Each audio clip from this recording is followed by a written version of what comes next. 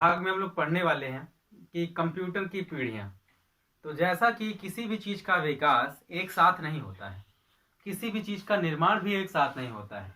सबसे पहले उसकी अवधारणा या उसका सिद्धांत आता है, जिसके आधार पे हम लोग पहले यह निश्चित करते हैं कि यह मशीन या यह कोई भी सिद्धांत कार्य करेगा या नहीं।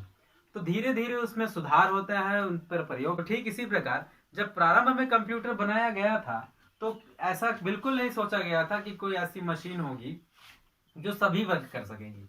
केवल यह सोचा गया था कि कोई ऐसी मशीन हो जो उस समय के सारे कार्यों को कर सकती हो।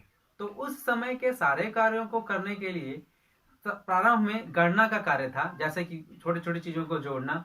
बिजनेस व्यापार वगैरह होता था, तो इन व्यापारों की जो बड़ी गणनाएं थी वो गणनाएं की जाती थी अबेकस के द्वारा। अबेकस एक स्लेट नुमा यंत्र होता है जिसमें छोटी छोटी गोलियां लगी होती हैं और प्रत्येक गोली का मान होता है, जिसे ऊपर या नीचे खिसकाकर हम गणना कर सकते थे। चीन में विकसित किया गया, जिसके द्वारा छोटी छोटी गणनाएं की जाती थी। तब यह उस समय का कंप्यूटर था, या कह सकते हैं गणना करने का यंत्र था। और गणना करने के यंत्र को ही हिंदी में कहा जाता है संगणक। एक ऐसा यंत्र जो गणना करने का कार्य कर सकता है। तो गणना करने के कार्य ये सारे कंप्यूटर्स थे, जिनमें धीरे धीरे और अधिक कार्य आते गए और अधिक कार्य की वजह से इनमें और सुधार होता गया, और ये सुधार धीरे धीरे अन्य कंप्यूटरों के विकास की रीढ़ बना या आधार बना। तो प्रारंभ करते हैं कंप्यूटर की पीढ़ियों में कि सबसे पहली पीढ़ी कौन सी थी और कैसे कैसे अन्य कंप्यूटर अगली पीढ़ी में आते गए। तो अभी हमारे पास बोर्ड पर है कंप्यूटर की पीढ़ियां, अ जनरेशन ऑफ कंप्यूटर्स, जिसमें है प्रथम पीढ़ी। प्रथम पीढ़ी की कंप्यूटर यह 1946 या पीढ़ी 1946 से 1959 तक मानी जाती है। सबसे पहले जब भी आप नोट्स क्रिएट करिएगा तो इन ये सारे पॉइंट्स आप लोग अवश्य लिखें। तो यह पीढ़ी सन 1946 से 1959 तक मानी जाती है। इसमें वैक्यूम ट्यूब का प्रयोग हुआ। ऐसे कंप्यूटर में वैक्यूम ट्यूब की संख्या 15,000 से अधिक थी, जिनसे अत्यधिक गर्मी उत्पन्न होती थी। चूंकि अत्यधिक गर्मी उत्पन्न हो रही है, तो इसमें एयर कंडीशन का भी प्रयोग होता था। इनका रख रखाव बहुत कठिन था। ये अधिक बिजली की खपत एवं अधिक गर्मी उत्पन्न करते थे। ऐसे बहुत सारे पॉइंट्स हैं, पॉइंट टू पॉइंट हम लोग इसको एक्सप्लेन करते जाते हैं। कई किताबों में, कई वेबसाइट पे अलग अलग ये सन दिए गए हैं जो माने जाते हैं प्रथम पीढ़ी के ये सन है। तो फिलहाल यूनिवर्सल सन या यूनिवर्सल वर्ष जो माना गया वो है 1946 से 1959 तक। तो यह पीढ़ी 1946 से 1959 तक मानी जाती है। इसमें वैक्यूम ट्यूब का उपयोग किया गया। वैक्यूम ट्यूब को हिंदी में निर्वात नलिका भी बोलते हैं। अगर इसको हम फिजिक्स के अनुरूप सोचें तो इसका होगा हिंदी में अनुवाद निर्वात नलिका। ये निर्वात नलिका बिल्कुल पिक्चर टीवी के पिक्चर ट्यूब, जो टीवी के पीछे जो पुरानी टीवी आती थी, उन टीवी के पीछे जो बहुत लंबी जो टीवी होती थी पीछे की तरफ, उसकी जो लंबाई उस पिक्चर ट्यूब की वजह से बढ़ जाती थी। तो ये जो पिक्चर ट्यूब थी, ये पिक्चर ट्यूब ही पहले वैक्यूम ट्यूब थी।